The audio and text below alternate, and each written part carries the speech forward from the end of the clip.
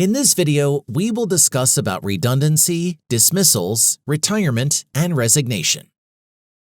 Let's start with redundancy. When an organization reduces its number of employees, we call it redundancy. Bad business circumstances can force an organization to reduce its number of employees. In bad business circumstances, organization may ask employees to consider voluntary redundancy. Those who will volunteer to leave may get one-off financial benefits. But organization may not get enough volunteers to leave the organization. Then, organization may help redundant employees to find other works. This is known as outplacement. If the organization predicts there will be redundancy in the future, the organization needs to plan ahead in advance. For example, the organization can freeze new recruitment. It should not hire for vacant positions. Organization should reduce overtime and working hours. It should reduce the number of part-timers, outsourcing, and temporary staff. When employees become redundant, the organization can consider work sharing.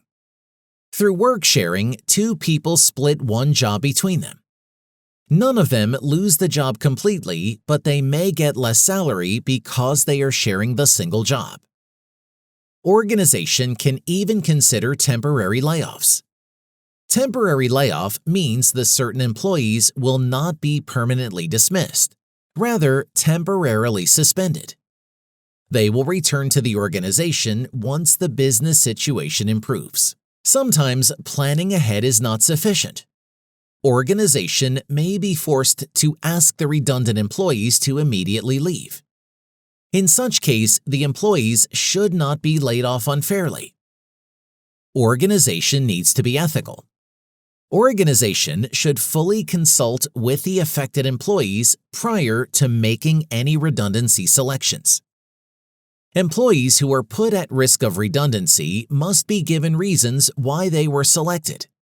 They may be given redundancy payment as per organization policy.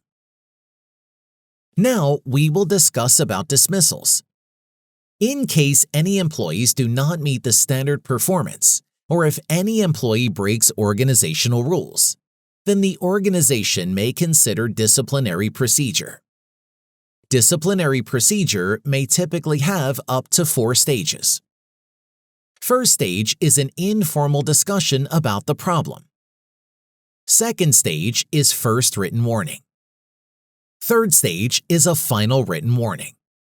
Fourth stage is dismissal. Disciplinary procedures will include disciplinary interview. During the process, line managers should follow company's procedure. Ideally, the manager should obtain and record all key facts and developments in writing. Employees may be given an opportunity to improve their performance or behavior.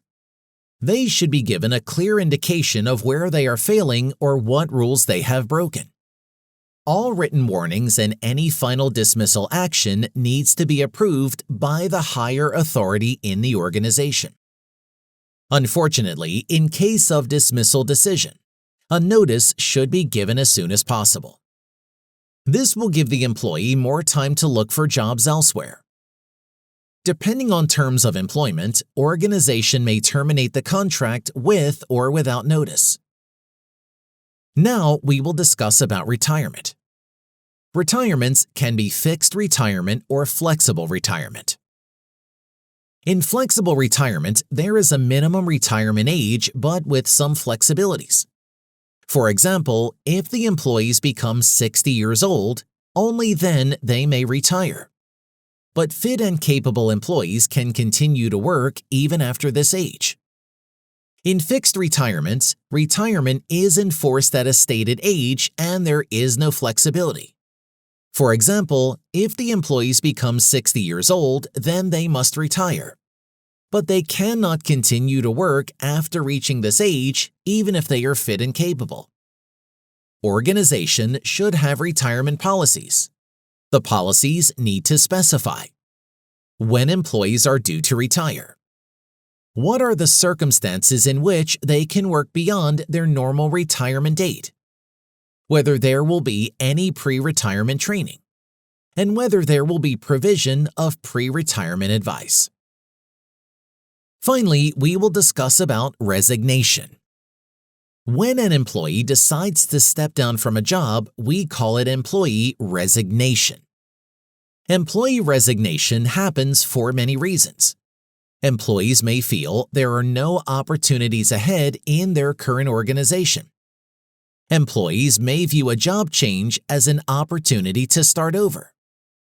Sometimes employees leave if they are not happy with their immediate supervisor or line manager.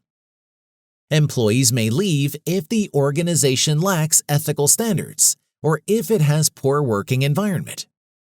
Employee can also leave because of inadequate compensation, insufficient training, monotonous work, personal issues, or a change in family circumstances.